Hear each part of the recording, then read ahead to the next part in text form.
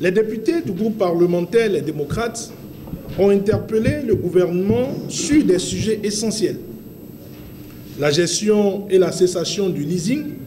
Nos parlementaires ont introduit des questions sur ce sujet précis. Le dossier Bénin Taxi, les salaires politiques des membres du gouvernement, des présidents d'institutions de la République et des directeurs généraux des agences de l'État. Toutes ces interrogations sont restées sans réponse, sans occulter la multiplication des marchés gré à gré, attribués sans appel d'offres dans l'opacité la plus totale. Rappelons que ce régime a même refusé de répondre à la Cour constitutionnelle qui avait demandé la publication des salaires, naturellement des salaires politiques. Rappelons également que les efforts de la société civile pour obtenir une copie des contrats du port de Cotonou signés avec les Belges sont restés lettres mortes. Le pôle commercial en construction autour du stade Mathieu Kérékou, estimé à plus de 30 milliards de nos francs, la résidence du ministre des Affaires étrangères, selon les chiffres de la CIMO, coûterait plus de 1,2 milliard de nos francs. Les bureaux de la vice-présidence sont évalués à plus de 6 milliards de nos francs. Notre peuple exige la lumière sur tous ces projets. Le chantier du nouveau Parlement, initialement annoncé à 25 milliards, est aujourd'hui à plus de 78 milliards de nos francs. Le coût de réalisation des statues de l'Amazone ou celle de Bioguera, le coût global de l'asphaltage.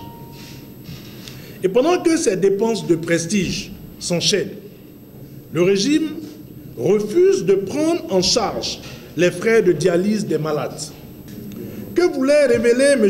Akpona, expert comptable, en parlant du siphonnage, j'insiste là-dessus, du siphonnage de plusieurs milliards probablement commis par son prédécesseur? Que signifie sa phrase « Le BR va apporter de l'eau et de l'énergie aux populations ». Les réalisations d'un ministre sont-elles les projets d'un parti politique? A-t-il été limogé pour avoir dit la vérité ou parce que ces déclarations dérangeraient et mettaient à nu les pratiques d'un régime finissant? Pendant ce temps, le pouvoir d'achat des populations recule, les inégalités se creusent et les caisses de l'État se vident au profit de quelques-uns. Le groupe parlementaire demande l'ouverture d'une enquête parlementaire pour faire la lumière sur toutes ces exactions. Notre peuple souffre depuis près de 10 ans. Le Bénin a véritablement une âme.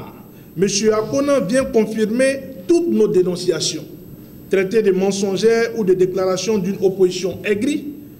En une séance, M. Akpona a mis à nu le régime et dévoilé à la face du monde le gros mensonge récurrent de la lutte contre la corruption et de la supposée transparence dans la gestion.